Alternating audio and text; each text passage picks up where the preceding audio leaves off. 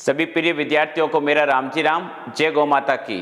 आज मैं class 12th के रिपोर्ट के फॉर्मेट के बारे में आपसे चर्चा करूंगा। जो पहले वाला वीडियो था उसके अंदर मैंने आपको रिप्ले इन्विटेशन के बारे में बता दिया, फॉर्मल रिप्ले क्या होता है और इनफॉर्मल रिप्ले क्या होता है, दोनों के फॉर्मेट है जो आप अच्छी तरीके से जाके देख लेना। उनका मैंने पीछे वाले जो वीडियो थे उसके अंदर मैंने बता दिए हैं। तो आज मैं आपको रिपोर्ट के बारे में चर्चा करूंगा। आपके बोर्ड एग्जाम के अंदर 5 नंबर की रिपोर्ट आएगी। सपोज कल्पना करो आपने जो रिपोर्ट पढ़ी है वो नहीं आई परीक्षा के अंदर, तो आपको सवाल को लेफ्ट करके नहीं आना है। जो मैं आपको 2 फॉर्मेट बता रहा हूँ रिपोर्ट के, आप उनको अच्छी तरीके से उन लाइनों को रट लेना और यहां से अभी स्क्रीनशॉट ले लेना अच्छी तरीके से। वो लिख के आ जाओगे तो अभी आपके 3.5 नंबर आपके आ जाएंगे परीक्षा के अंदर। तो शुरू करते हैं। देखिएगा आपका फॉर्मेट फॉर रिपोर्ट राइटिंग, तो कैसे लिखना है उसके बारे में आज चर्चा करते हैं। एक बार आप आराम से सबसे पहले इनका स्क्रीनशॉट ले लीजिएगा ताकि आपको प्रॉब्लम नहीं हो, आप आराम से इनको लर्न कर सको और मैं बाद में आपको थोड़ा और टाइम दे दूंगा। तो देखिएगा सबसे पहले आपको यहाँ पे लिखना है टाइटल ऑफ द रिपोर्ट। कहने का मतलब वो आपकी रिपोर्ट किसके बारे में है। यदि एनुअल फंक्शन है तो टाइटल हो जाएगा एनुअल फंक्शन, यदि प्लांटेशन प्रोग्राम है तो आपकी रिपोर्ट का टाइटल हो जाएगा प्लांटेशन प्रोग्राम, या मान लो जैसे ए हाउस ऑन फायर है तो ए हाउस ऑन फायर। जो आपके पेपर के अंदर रिपोर्ट का जो टाइटल है तो आप सेंटर के अंदर क्या लिखोगे, रिपोर्ट का टाइटल लिखोगे। तो यहाँ पे रिपोर्ट का क्या आ जाएगा, टाइटल। इसके बाद में टाइटल के नीचे आपको लिखना है नेम और उसके बाद में डेजिग्नेशन ऑफ द राइटर। कहने का मतलब लिखने वाले का पद। यहाँ पे मान लो जैसे यदि प्रश्न में इस रिपोर्ट को लिखने वाले का नाम दिया हुआ है तो वो वहां से लिखे, नहीं तो मन से आप अपने खुद का यहाँ पे नाम लिख दो और उसके बाद में जो उनका पद है वो यदि आपके दिया हुआ है यदि पेपर के अंदर तो वो पद लिखो। पद की बात होती है तो मैं आपको बता देता हूँ पद का क्या मतलब होता है। देखिएगा सपोज कल्पना करो कि यदि लिखा है कि रिपोर्टेड बाई, या तो रिपोर्टेड बाई तो आपको कॉमन लिखना है, जो मैंने लिखा है आराम से आप देखिएगा। सबसे पहले लिख दो आप रिपोर्टेड बाई। इसके बाद में यदि पेपर के अंदर रिपोर्ट लिखने वाले का नाम है तो वो वहां से कॉपी कर लो, नहीं तो मन से आपने यहाँ पे क्या लिख दिया, रोहित सैनी। इसके बाद में इसका जो पद है यदि पेपर में पद दिया हुआ है तो वहां से कॉपी करें, यदि नहीं दिया है तो आपको क्या लिखना वो भी बता देता हूं। यदि मान लो जैसे पेपर में दिया हुआ है कि the president of student union तो आप पद का नाम क्या लिख दोगे, the president of student union. और यदि मान लो पद का नाम कुछ भी नहीं हो तो आप ऐसा भी लिख सकते हो, स्पेशल कॉरेस्पोंडेंट। और यदि वहां पे आपका कोई भी नाम नहीं है तो ये भी लिख सकते हो। और यदि आपका पेपर के अंदर राजस्थान पत्रिका या भास्कर नाम लिखा है जो रिपोर्ट करने वाला था, यदि एडिटर का नाम लिखा है संपादक, तो आप वहां से वो कॉपी कर सकते हो। मैंने यहाँ पे देखो लाइन लिखी है कि यदि बोर्ड में पेपर में यदि रिपोर्टर तथा न्यूज़पेपर का नाम दिया हो तो आप वहीं लिखें। और सुनिएगा मैं आपको सीधी ट्रिक बता देता हूं, यदि कोई भी रिपोर्ट ऐसी आ जाए जो घटना मान लो जैसे ऑन रोड पे घटित होती है, जैसे रोड एक्सीडेंट आ गया या ट्रेन एक्सीडेंट आ गया या ए हाउस ऑन फायर आ गया या मान लो गैस सिलेंडर की कोई ट्रेजेडी आ गई, तो इनमें से यदि कोई भी आपकी इंसिडेंट आ जाए जो घटना बाहर कहीं घटित होती है तो उसके लिए आप कॉमन यदि दिया हुआ है तो ठीक, नहीं तो आप सीधा लिख देना reporter by Himanshu Sharma special correspondent. तो बाहर की कोई घटना घटित होती है तो आप ये लिख दो और पर्टिकुलर न्यूज़पेपर का नाम है तो वो कॉपी कर लेना, नहीं तो आप ये वाला है जो फॉर्मेट लिख देना ब्रैकेट के अंदर। और स्कूल का कोई प्रोग्राम हो जैसे एनुअल फंक्शन है, प्लांटेशन प्रोग्राम है या ब्लड डोनेशन कैंप है या और भी कोई प्रोग्राम जैसे इंडिपेंडेंस डे सेलिब्रेशन है, तो इनमें से कोई भी यदि आपकी रिपोर्ट आ जाए तो आप सीधा लिख देना reported by Himanshu Sharma class 12। कहने का मतलब आप अपने खुद का नाम लिखे और क्लास 12 लिख देना तो भी आपका क्या है, राइट। तो आई होप दैट कि आपको ये दोनों बातें समझ में आ गई। सबसे ऊपर टाइटल लिख देना और टाइटल के बाद में यदि जो नाम दिया है तो वहां से लिख देना, नहीं तो मन से खुद का नाम लिख के स्कूल का कोई प्रोग्राम आता है तो आप खुद का नाम लिख के क्लास 12 लिख देना। और यदि कोई भी घटना रोड पे घटित होती है तो उसका कोई भी मान लो न्यूज़पेपर का नाम नहीं है तो मन से आप स्पेशल कॉरेस्पोंडेंट लिख देना। और यदि ये स्पेलिंग याद नहीं होती है तो आप सीधा लिख देना, ये जो 4th नंबर दिया है ये लिख देना अपना खुद का नाम लिख के द राजस्थान पत्रिका। तो आई होप दैट कि आपको ये अच्छी तरीके से समझ में आ गया। सबसे ऊपर रिपोर्ट क्या आ जाएगा, टाइटल, और उसके बाद में रिपोर्ट लिखने वाले का नाम और उसके पद का नाम। और मैंने आपको चारों बता दिए, कोई भी इनमें से आ जाए तो आप लिख देना जो प्रश्न में दिया है। एक बार आप इसका स्क्रीनशॉट ले लो, इसके बाद हम आगे चलते हैं। तो आगे देखिएगा, फिर देखिएगा इसके बाद में आपको क्या लिखना है, पैलेस। कहने का मतलब कोई भी घटना, चाहे इंसिडेंट हो चाहे इवेंट हो, वो कहां पे घटित हुई, तो यहां पे क्या आ जाएगा, जगह का नाम। जैसे मैंने लिख दिया यहां पे, क्या लिख दिया, जोधपुर। जो आपके पेपर में दिया हुआ है वो लिखना है आपको। मैंने एग्जांपल के रूप में समझाया कि भाई जैसे जगह का नाम है तो लिख दिया यहां पे जोधपुर। इसके बाद में आपको क्या लिखनी है, डेट। तो जैसे सपोज कल्पना करो मैंने डेट लिख दी 1 मार्च 2025। तो जो घटना घटित हुई है, आप एग्जाम के पहले की कोई भी डेट लिख देना, क्योंकि रिपोर्ट ज्यादातर पास्ट टेंस में लिखी जाती है, तो आप ध्यान रखना अच्छी तरीके से।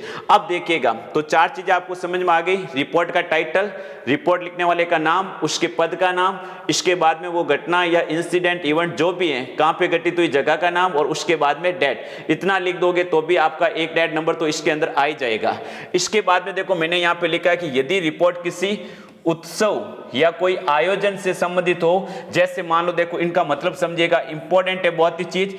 एससी का मतलब है मान लो जैसे साइंस फेयर, एएन का मतलब है एनुअल फंक्शन, और पीएल का मतलब है प्लांटेशन प्रोग्राम, और सीए का मतलब मेरा है यहाँ पर कैरियर डे। तो कहने का मतलब है साइंस फेयर आ जाए, एनुअल फंक्शन आ जाए, प्लांटेशन प्रोग्राम आ जाए, या आपका कैरियर डे के ऊपर आ जाए, तो इनमें से कोई भी रिपोर्ट आ जाए तो आप ये कॉमन लाइनें लिख देना, जो आपके सब काम आ जाएगी। और ऐसा लगेगा चेक करने वाले को कि बच्चे ने पूरा का पूरा 100% रिपोर्ट को अच्छी तरीके से डेकोरम करके लिख दिया है। सबसे पहले यहाँ पे लिखा है कि खाली जगह प्रोग्राम या फंक्शन। तो जो भी आपका प्रोग्राम या जो फंक्शन है उस फंक्शन का क्या आ जाएगा, नाम। जैसे मान लो कि भाई साइंस फेयर, या मान लो जैसे एनुअल फंक्शन, कोई भी है, यहाँ प्रोग्राम का क्या आ जाएगा, नाम।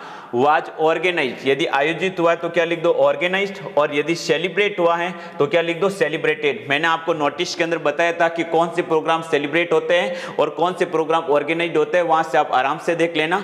तो ऑर्गेनाइज है तो ऑर्गेनाइज, और सेलिब्रेट है तो सेलिब्रेट। ऑन प्लस क्या लिख देना, डेट, और एट प्लस क्या लिख देना, टाइम, और इसके बाद में इन प्लस पैलेस, किस जगह पे हुआ, ठीक है ना। और इसके बाद में स्कूल नेम, कि स्कूल के द्वारा आयोजित हुआ है तो स्कूल का क्या लिख देना, नाम। तो समझ में आ गया अच्छी तरीके से। तो पहली लाइन आपकी ये काम आ जाएगी।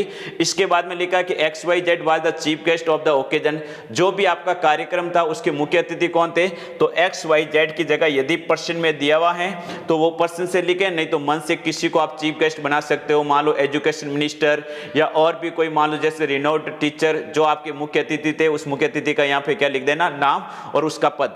इसके बाद में द फंक्शन बिगेन, इन कार्यक्रम शुरू हुआ with Saraswati Vandana and welcome song. इसके बाद में ये लाइन आप कॉमन लिख देना कि कार्यक्रम सरस्वती वंदना और स्वागत गीत के साथ शुरू हुआ। चारों में से कोई भी आए तो आप लिख सकते हो। द प्रिंसिपल एंड प्रिंसिपल ने एज वेल एज, और स्टाफ ने वेलकम यानी स्वागत किया द चीफ गेस्ट, मुख्य अतिथि का, वार्मली गर्म जोशी से। और फिर ये लाइन आप कॉमन लिख देना सबके अंदर कि प्रिंसिपल और स्टाफ ने जो मुख्य अतिथि थे उनका गर्म जोशी से स्वागत किया।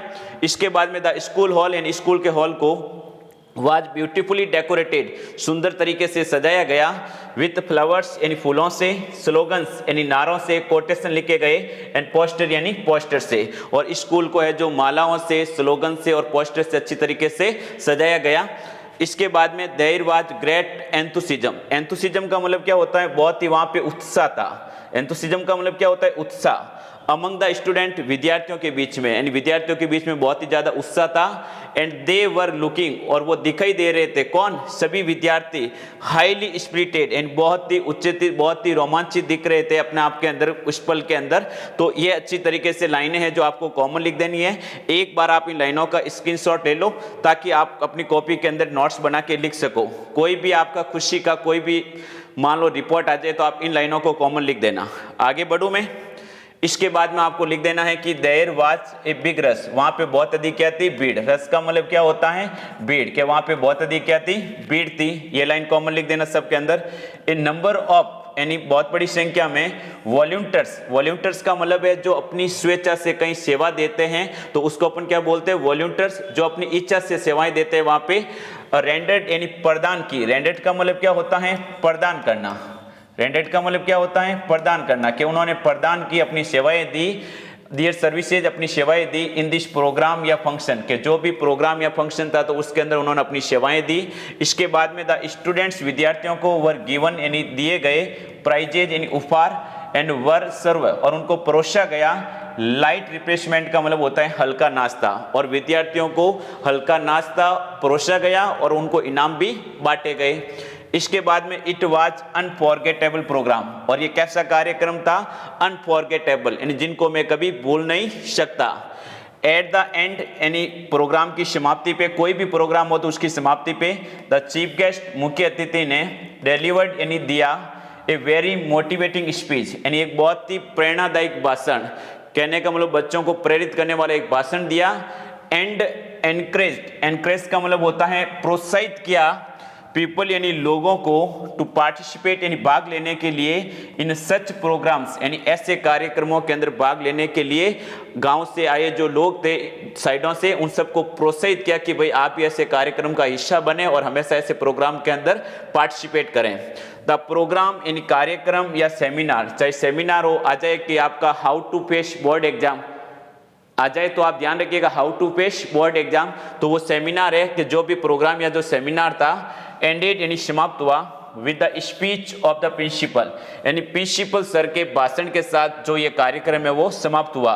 ही थैंक्ड, उसने धन्यवाद दिया, किसने, प्रिंसिपल सर ने धन्यवाद दिया द चीफ गेस्ट यानी मुख्य अतिथि को, द स्टूडेंट्स विद्यार्थियों को, एंड वॉलंटियर्स यानी स्वयं सेवकों को, फॉर मेकिंग बनाने के लिए द प्रोग्राम या सेमिनार यानी कार्यक्रम को सक्सेसफुल का मतलब क्या होता है, सफल।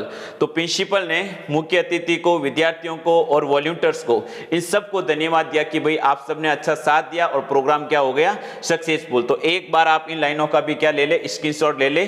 तो खुशी का कोई भी आपका मान लो रिपोर्ट आ जाए, annual function, science fair, plantation program या मोर देन इंडिपेंडेंस डे, तो आप सबके लिए ये कॉमन लिख देना, आपके 2.5, 3 या 3.5 नंबर इनमें से आपके अच्छी तरीके से आ जाएगा। तो आपको चिंता नहीं करनी है कि रिपोर्ट नहीं आई तो भी सर ने हमें अच्छी तरीके से फॉर्मेट बना के दे दिया है। एक बार इनका स्क्रीनशॉट ले लो आप, इसके बाद में मैं आगे बढ़ रहा हूं। तो ये जो लाइनें थी कैसे प्रोग्राम के लिए थी, कोई खुशी का प्रोग्राम आ जाए तो उनके लिए ये आपकी कॉमन लाइनें थी। इसके बाद में देखिएगा दूसरा क्या टाइटल है कि यदि आपकी रिपोर्ट किसी दुर्घटना जैसे रोड एक्सीडेंट, सड़क दुर्घटना या फायर, मान लो जैसे आग लग जाती है कहीं पे, या ट्रेन एक्सीडेंट हो जाता है, या गैस सिलेंडर की कोई ट्रेजेडी हो जाती है, तो ऐसी कोई भी मान लो घटना आ जाए तो उनके लिए आपको ये कॉमन लाइनें लिख देनी है। यदि आपका 99% जैसे मान लो रोड एक्सीडेंट है, या मान लो जैसे आ सकता है आपका कि दुकान के अंदर आग लगे शॉर्ट सर्किट से, काफी इंपॉर्टेंट है, अच्छी तरीके से पढ़ के जाना। जो मैंने आपको रिपोर्ट के अंदर पहले जो रिपोर्ट है वही है, ठीक है ना, ए शॉप ऑन फायर, तो वो अच्छी तरीके से पढ़ लेना। तो देखिएगा दुख की कोई भी घटना आए तो ये लाइनें कॉमन लिख के आ जाना।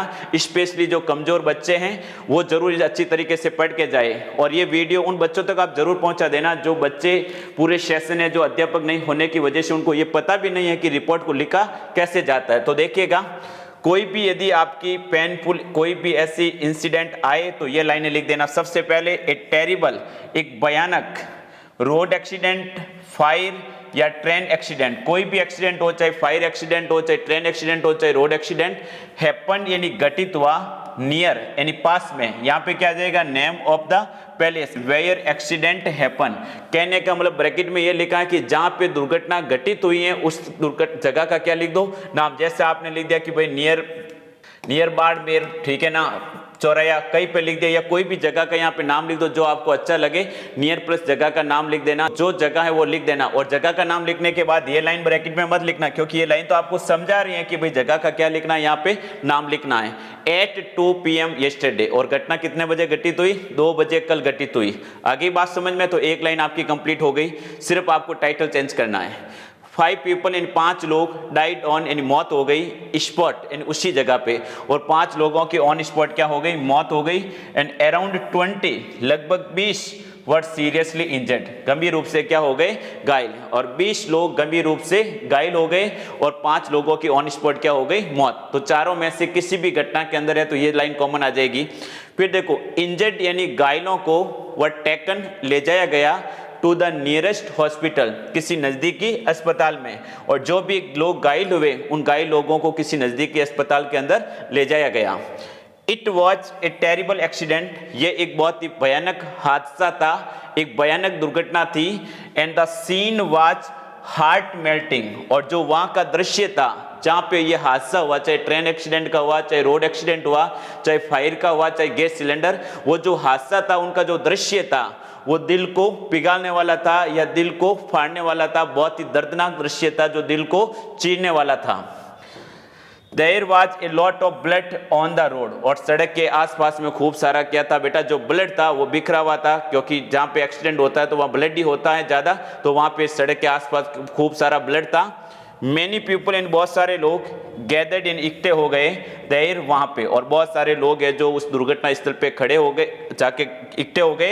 एंड दे वर हेल्पिंग, और वो सहायता कर रहे थे द इंजर्ड, इंजर्ड का मतलब क्या होता है, घायलों की, और वो घायलों की सहायता कर रहे थे to give shoulder, give shoulder का मतलब होता है कंधा देकर। कहने का मतलब है जैसे कोई ज़्यादा पैर से फ्रैक्चर्ड भी हो गए या ज़्यादा चोटिल हो गए तो जो भी आसपास के लोग थे अपना कंधा दे के उन घायलों की क्या कर रहे थे, सहायता।